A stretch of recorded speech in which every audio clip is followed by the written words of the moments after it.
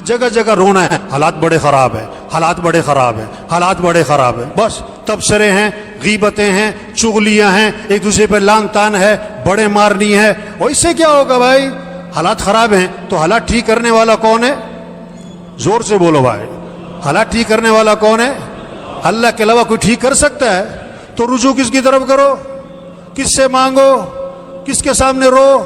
کس کے سامنے گڑ گڑاؤ؟ ہاں، حالات خراب ہیں، حالات خراب ہیں۔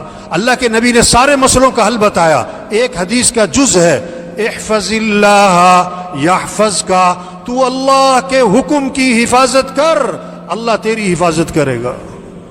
وہ اللہ کے دین پر آ جاؤ، اللہ مسئلے حل کر دے گا۔ مسئلے خراب ہو، حالات بڑے خراب ہیں، ملک کے حالات خراب ہیں۔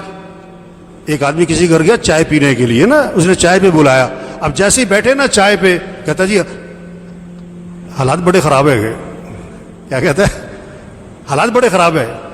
وہ صاحب خانہ نے کیا تم نے کیے؟ حالات تم نے خراب کیے؟ کہتا نہیں۔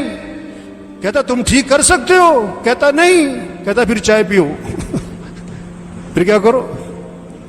او بھئی حالات خراب ہے تو کیا کرو؟ باتیں کرنے، تبصرے کرنے، غیبتیں کرنی، چغلیاں کرنی، ایک دوسرے کو گالیاں دینی، لان تان کرنا، بڑے مارنی؟ نہیں، حالات خراب ہیں تو کیا کرو؟ اللہ نے مسئلے کا حل بتایا، وَاسْتَعِينُوا بِالصَّبْرِ وَالصَّلَاةِ۔ وہ سارے مسئلوں کا حل اللہ فرما رہے ہیں، اللہ سے مدد طلب کرو، صبر کرو، جزا فضا نہ کرو، شور شرابے نہ کرو، غیبتیں نہ کرو، گالیاں مت دو، صبر کرو، اور نماز پڑھو، اور نماز پڑھو، نماز پڑھ کے اللہ سے مانگو، اللہ مسئلے حل کرے گا، اللہ پریشانیاں دور کرے گا۔ تو سب نیت کریں اللہ کی طرف رجوع کرنا انشاءاللہ۔